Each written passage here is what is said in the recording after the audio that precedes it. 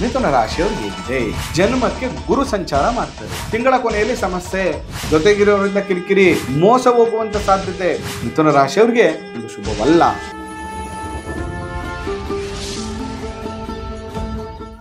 2025 ಮಿಥುನ ರಾಶಿಯ ಫಲಾಫಲಗಳು.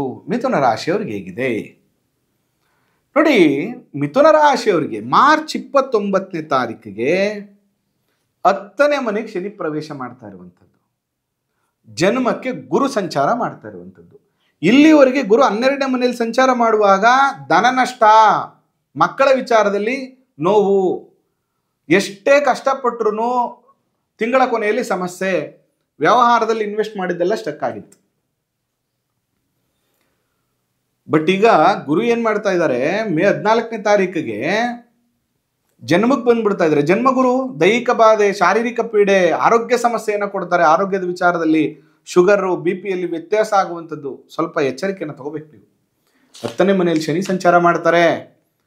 ಟೀಮ್ ಲೀಡರಿಂದ ಸಮಸ್ಯೆ, ಮೇಲಾಧಿಕಾರಿಗಳಿಂದ ಸಮಸ್ಯೆ, ಜೊತೆಗಿರೋರಿಂದ ಕಿರಿಕಿರಿ, ಮೋಸ ಹೋಗುವಂತ ಸಾಧ್ಯತೆ. ಮೋಸ ಮಾಡ್ಲಿಕ್ಕೋಸ್ಕರ ನಿಮ್ಮ ಜೊತೆಗೆ ಸೇರ್ಕೋತಾರೆ.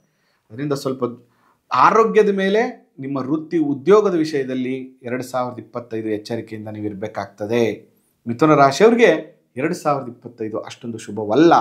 ಅದರಿಂದ ನೀವು ಮಾಡಬೇಕಾಗಿರುವಂಥದ್ದು, ಪ್ರತಿ ಶನಿವಾರ ವೆಂಕಟೇಶ್ವರ ಸ್ವಾಮಿಯ ಆರಾಧನೆಯನ್ನು ಮಾಡಿ, ವೆಂಕಟೇಶ್ವರ ಸ್ವಾಮಿಯ ಜೊತೆಗೆ ಲಕ್ಷ್ಮೀ ವೆಂಕಟೇಶ್ವರ ಸ್ವಾಮಿಯ ದರ್ಶನವನ್ನು ಮಾಡುವಂಥದ್ದು, ನವಗ್ರಹ ಪ್ರದಕ್ಷಿಣೆಯನ್ನು ಮಾಡುವಂಥದ್ದು, ತಿಲಾಭಿಷೇಕವನ್ನು ಮಾಡುವಂಥದ್ದು, ನಿತ್ಯ ಹನುಮಾನ್ ಚಾಲಿಸ್ ಓದುವಂಥದ್ದು.